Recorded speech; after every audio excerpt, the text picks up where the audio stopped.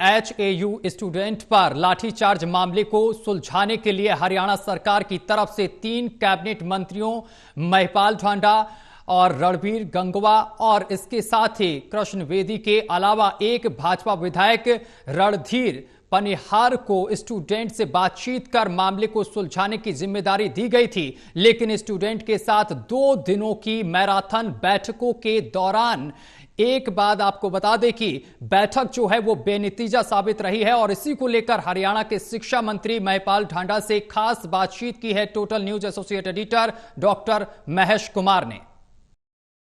हिसार की चौधरी चरण Singh Haryana agricultural university के स्टूडेंट्स का धरना 13वें दिन भी जारी था। हरियाणा की नायब सरकार की तरफ से एक 4 सदस्यीय कमेटी का गठन किया गया। 3 कैबिनेट मंत्री और 1 स्थानीय विधायक को इस जिम्मेदारी दी गई।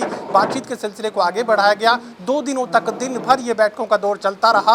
8 घंटे पहले दिन और दूसरे दिन भी करीब 7 से 8 घंटे ये बैठकों का दौर चलता रहा, लेकिन बातचीत नतीजे तक नहीं पहुंच पाई। हरियाणा के शिक्षा मंत्री इस वक्त हमारे साथ बने हुए हैं, महिपाल ढांडा जी। मुझे बताइए कि सर, इतनी लंबी बैठकें शायद ही कभी चली होगी और ये भी शायद हरियाणा के इतिहास में कभी नहीं हुआ होगा कि किसी भी समस्या के समाधान के लिए 3 कैबिनेट मंत्रियों को लगा दिया जाए और एक विधायक उसमें शामिल कर दिया। हाँ, बिल्कुल। देखिए, ये दुर्भाग्य है कि सारी बातें जैसा बच्चों ने कही है वैसे के वैसे मान लेने के बावजूद भी समाधान ना निकालना, तो इसका मतलब क्या कहेंगे आप? देखिए, एक तो होता है कि भी कोई बात ना सुने, फिर वो ऐसी मार्मिक बात करें कि लोग भी उनके बारे में सोचें कि देखो भाई बहुत गलत हो रहा है, बच्चों की कोई सुन नहीं रहा है। पहले दिन जिस दिन ये धरने पे बैठे उस दिन से हमारे विधायक कॉन्टिन्यू संपर्क में, इनकी हर चीज़ की मदद की। हमारे पहले दिन लोकल मंत्री उनसे मिले, इनका समाधान सब चीज़ें स्मूथली। मगर अब समझ में आया कि जब सारे समाधान करने के बावजूद भी जब इन्होंने बातचीत को ही एक सिरे से ख़त्म कर दिया, तो फिर आप समझ लीजिए कि ये किन हाथों में खेल रहे हैं। अब मैं सीधा ये बोलूँगा, कुल कितनी मांगे इनकी तरफ से सामने रखी गई? कितनी मांगों पर आपने सहमति दी? 8 मांगे थी इनकी, 8 की 8 मांगे हमने मानी है। अब एक मांग पे इन लोगों का ये था कि जो कभी इनके एजेंडे में थी ही नहीं। जब ये लोग धरने पे बैठे तब ये डिमांड उनकी थी ही नहीं। फिर इनकी डिमांड ये जुड़ती चली गई कि भाई वीसी को बर्खास्त करो। अब वीसी को बर्खास्त करने के लिए मैंने कहा है कि भाई ठीक है, अभी तत्काल तो मैं ये कह दूं कि जी हम लोग यहाँ से आइए कमेटी बर्खास्त करके चले जाए, ऐसा थोड़े नहीं है। ठीक है, आपकी बात को आगे रखेंगे और इसके ऊपर हम एक्शन लेंगे, इसको छोड़ेंगे नहीं। जो आप फैक्ट दे रहे हो उसके ऊपर हम लोग बशर्ते इसकी जांच कराएंगे और दोषी तो बख्शेंगे नहीं, रहेगा नहीं, ये पक्की बात है। इन्होंने कहा कि सर तब तक क्या होगा? हमने कहा भाई तब तक तुम रास्ता बता दो क्या करें। तो बोले नहीं सर आप बताओ। हमने फिर बातचीत करने के बाद ये निष्कर्ष निकाला कि भाई ठीक कह रहे हैं, बच्चे कह रहे हैं कि जी हमें डर लगता है, वो जाएंगे तो हमारे एकेडमिक नंबरों में गड़बड़ कर देंगे, दूसरी तरह की जो पढ़ने में जो समस्याएं दिक्कत आएंगी उसमें रिसर्च में इसमें सब में गड़बड़ ना कर दें।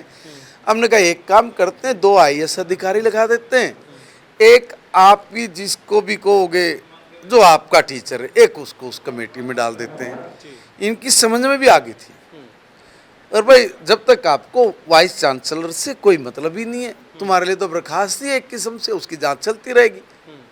अब देखो कहीं ना कहीं तो कोई रास्ता निकालोगे, और मैं समझता हूँ इससे अच्छा रास्ता तो भाई मौके पर जो बच्चे बैठे थे निकालना था। मुझे तो दूसरा नहीं लगा। हमने कहा तुम भी पूछ के बता दो कोई बड़ी साजिश का जिक्र आप कर रहे थे, हरियाणा विधानसभा की एक घटना का जिक्र भी। यस, देखिए ये देखो, अब इससे शानदार मैं कहूँगा कि बात नहीं हो सकती और ये रास्ता भी नहीं हो सकता कि पहला कोई ऐसा एजिटेशन होगा जिसकी सारी बातें एक बड़ा होने के नाते मानी गई हो, सारी बात। किसी बच्चे की जो गलतियां भी थी ना, उनको भी हमने एक साइड किया। आप कल्पना करेंगे, जब जांच होगी तब आपको समझ में आएगी क्या है। आदमी कुछ भी बोलता रहे बार भीतर, हमने कहा इनकी सारी गलतियों को एक साइड में करके हमने कहा भाई बच्चे हैं हमारे, बड़ी साजिश का खुलासा भी कर हाँ बड़े बच्चे हमारे ये गुमराह कर दिए गए हैं, इनको हमने सेव करना है। ये तो राजनीतिक लोग हैं, ये तो भाषण झाड़ेंगे, इनको क्या, इनको तो मिल गया एक कंधा, इनके कंधे पर धर के बंदूक फायर करो। किस चीज़ का? कल कोई प्रूफ है, कोई एविडेंस है उनके पास जो ये कह रहे हैं कि भाई वीसी का टाई बिना धरना नहीं उठेगा? कौन कह रहे हैं? कांग्रेस के और दूसरे दलों के लोग। बच्चे तो बोल रहे कि नहीं बोल रहे पता नहीं, मगर वो बोल रहे हैं। अखबार में आप ही लोग छाप रहे हो सारा सब कुछ। मैं एक बात पूछना चाह रहा हूँ, क्या आपने इनको अपने बच्चों की तरह देखा है क्या? क्या आपने एक बार भी इन बच्चों को ये कहा कि भाई आप इतने बड़े नेता हो, हमारे नेता थे, हमारे नेता उनसे बात की है, उनकी मदद की है?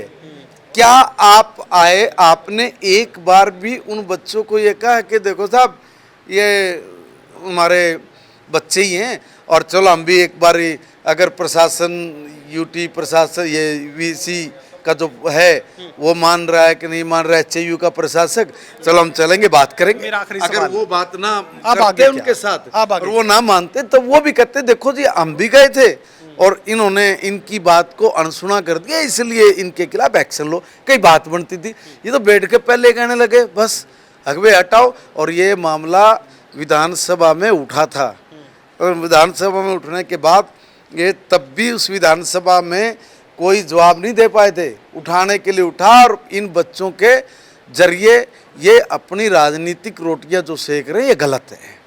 आप अपने बच्चों के, इन बच्चों के भविष्य की तरफ देखिए। आग लगाने से शांति नहीं मिलती, ये ध्यान कर लेना। घर आपके भी जलेंगे अगर कोई आदमी आग लगाता है। आप एक काम क्यों नहीं सोचते कि किस तरह से जब कोई बात नजदीक लगती है बिल्कुल सारी ही बात मान ली जाए, तब उन बच्चों को न्यू बरगला देना अगर ना इब्बे अड़े, तो मैं समझता हूं कि ये बहुत दुर्भाग्यपूर्ण रहेगा। हम तो फिर बच्चों से कहेंगे देखिए भैया हम आपके फ्यूचर को लेके हर पल आपके साथ है, आपने जो मांगे कही थी हमने सारी मांगी है, अब देखो निर्णय तो अब बच्चों ने लेना है, उनकी कमेटी ने लेना है। से बातचीत के लिए शुक्रिया। महिपाल ढांडा हरियाणा के शिक्षा मंत्री साफ तौर से बात कहने की कोशिश करें कि राजनीतिक रंग में पूरे धरने को रंग दिया गया था, इसी वजह से स्टूडेंट्स अब सरकार की बात को नहीं समझ पाए। एक बार फिर से बातचीत के लिए न्योता यहाँ पर स्टूडेंट्स को सरकार की तरफ से दिया गया है। सहयोगी कमल के साथ doctor Mahesh Kumar, total news, Hisar.